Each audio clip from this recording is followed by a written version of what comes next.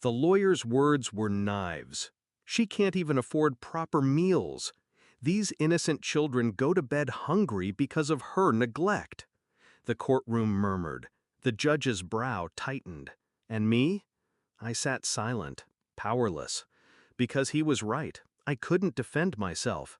Not because I was guilty, but because he had taken everything. The accounts, the savings, the proof. He'd starved me on paper so I'd look unfit in person.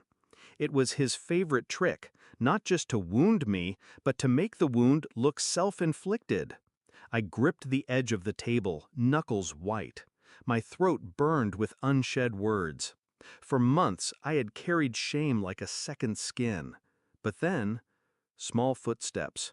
My daughter, just 9, walked forward. Her hands clutched a shoebox, taped and bulging. She placed it in front of the judge. "Your Honor," she said, her voice trembling but clear, "Daddy told me to hide these receipts." The room froze. The air fractured. The judge leaned forward, eyes narrowing. The lawyer's smile faltered. And I inhaled for the first time in months. Inside the box were receipts, dozens of them, bundled in rubber bands. Groceries, school supplies, shoes, medicine, all bought by me. Paid with cash I'd scraped together, hidden from him after he froze my cards. Proof. My daughter had been watching. She'd known where I kept them. She had saved me. I hadn't always needed saving. When I first met Daniel, he was all charm. Hands that never shook, a voice that could sell anything. He looked at me like I was his missing piece, and I believed it. We built a house, a family, a life. But a man who needs control can't share it. What began as subtle, the way he revised my grocery lists, the way he handled every bill, soon became absolute. He held every password, every dollar. My world shrank to his terms. I told myself it was easier to let him, that marriage meant trust. But trust is just blind faith in someone else's silence. Then came the divorce. His mask slipped, and I saw what he was capable of. It started with patterns. Milk in the fridge, dated weeks ahead. Groceries that weren't mine. He'd buy things, then hide the receipts, starve the evidence. He wanted the judge to see me as reckless, incapable. He knew exactly how it would look. And it worked. For months, I looked like the failure. But I stayed quiet. I played the part of the beaten ex-wife. And in that quiet, I planned. My daughter saw more than I realized. She noticed where I hid the slips, tucked behind cookbooks, stuffed in flour tins. She noticed the nights I went without eating so she and her brother could.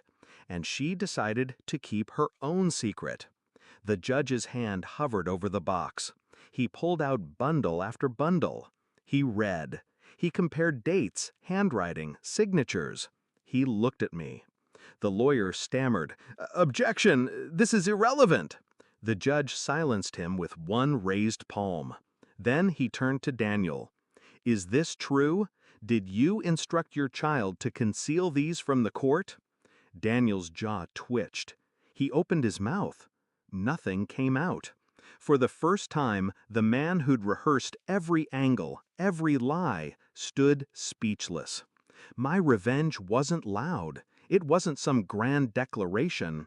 It was sitting still as his case collapsed, his credibility crumbled, and the courtroom that once pitied me now pitied him. The judge's words were final. Full custody to the mother, effective immediately.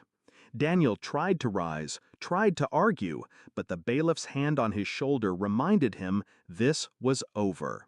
When we walked out, my daughter slipped her hand into mine. Her eyes searched my face. "Did I do good, Mom?" she whispered. I crouched down, held her shoulders. "You saved us," I told her, and I meant it. Because revenge doesn't always come from the person wronged. Sometimes it comes from the innocence he tried to exploit. Now, when I think back to that hearing, I don't replay his lawyer's words or my silence. I replay the sound of the courtroom gasping. The moment his empire of lies cracked open. The look in his eyes when he realized he had taught his daughter to hide things, and she had hidden the wrong thing from him. That was the irony. His own lesson destroyed him. And me? I'm no longer silent. Because the best revenge isn't screaming your truth, it's letting the truth scream for you.